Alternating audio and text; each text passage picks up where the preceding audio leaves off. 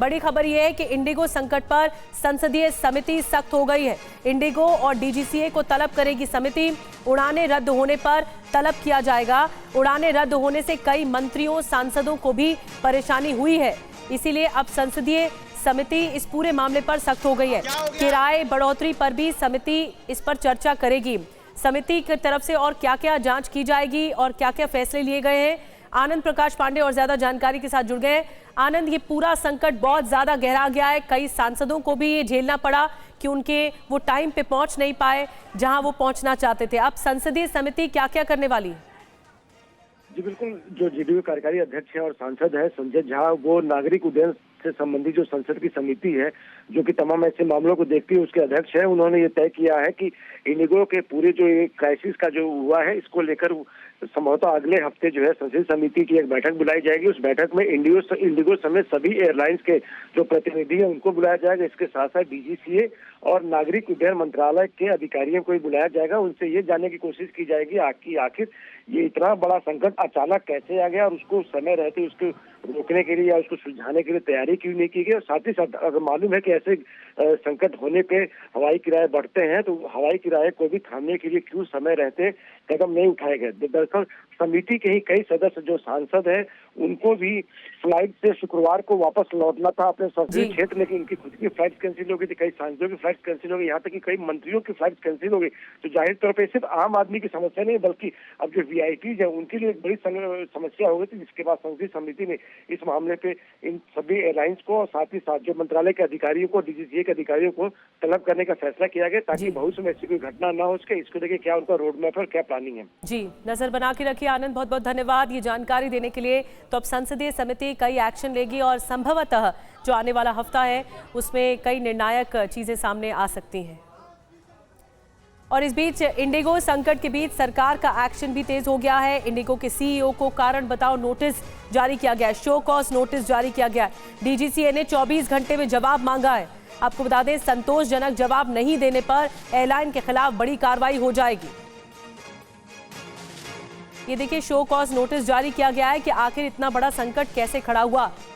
FDTL flight duty time limitation को लेकर जो नियम बनाए गए थे डीजीसीए की ओर से, उस नियम में भी राहत दे दी गई, लेकिन ये 2 फेज में लागू होना था। क्यों इंडिगो के पास वैकल्पिक प्लान नहीं था इस नियम को लागू करने के लिए?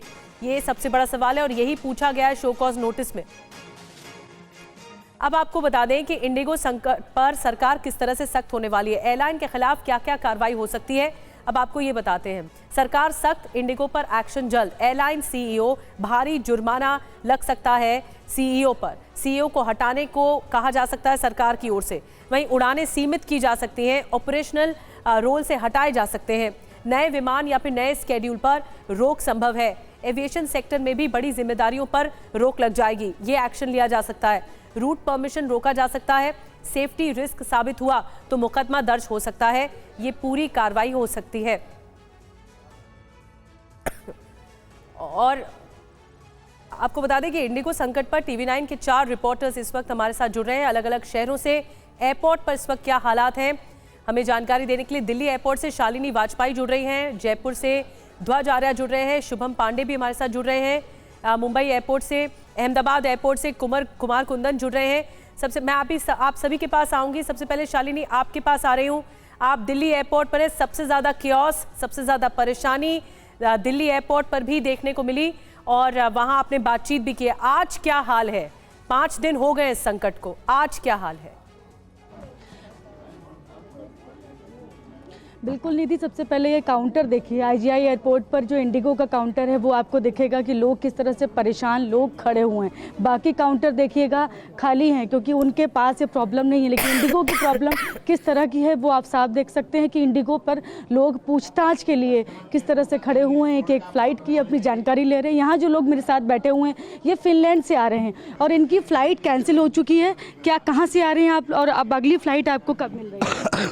हमारी पहली फ़्लाइट 1 बजे की थी डायरेक्ट बेंगलोर की, लेकिन अब हमें वापस 1 बजे की ही फ़्लाइट मिली है, बट वो कनेक्टिंग फ़्लाइट मिली है। पहले यहाँ दिल्ली से पुणे, पुणे से बेंगलोर। फिर आप कितने बजे निकलेंगे आप? 1 बजे। अच्छा, वो पहली वाली कैंसिल हो गई? हाँ, पहली वाली कैंसिल हो गई, उसको रीशेड्यूल करके उन्होंने कनेक्टिंग फ़्लाइट रीशेड्यूल किया। तो देखिए पूरी फैमिली जो है, कितने बजे से बैठे हैं आप लोग यहाँ पर? हम लोग मॉर्निंग में ही 7 o'clock लैंड किए थे यहाँ पे, और तो हमें ज़्यादा टाइम नहीं हुआ, हम आए और हमें इन्होंने तो तुरंत 1 बजे तक इनकी फ़्लाइट है और देखिए फैमिली, छोटा सा बच्चा है इनका और सभी लोग बैठे हुए हैं। और आप लोग इतनी दूर से आ रहे, कितने घंटों का सफ़र करके, और अभी आगे बहुत कहेंगे कि पहुंचने में समय है? हम लोग को पूरी नाइट की जर्नी थी, हमें 10 घंटे हो गए यहाँ तक आते आते। और जैसे ही हम दिल्ली लैंड किए, हमने अपना इंडियन मोबाइल ऑन किया, तब जाके हमें मैसेज आया कि रीशेड्यूल हो गया है। तो काफ़ी शॉकिंग था, हम भी सुबह से परेशान हो रहे हैं बच्चों को लेके, लेकिन अब क्या कर सकते हैं। बट इन लोगों ने सोल्यूशन दिया, हमको रीशेड्यूल किया है। होपफुली हमारी पुणे से जो फ़्लाइट हो वो कैंसिल ना हो और हम टाइम पे बेंगलोर पहुँच जाएँ। हमें